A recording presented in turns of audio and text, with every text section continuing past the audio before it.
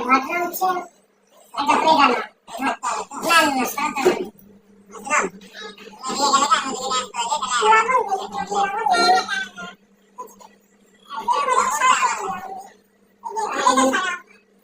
নষ্ট করে না মানে কয়টা বাজলো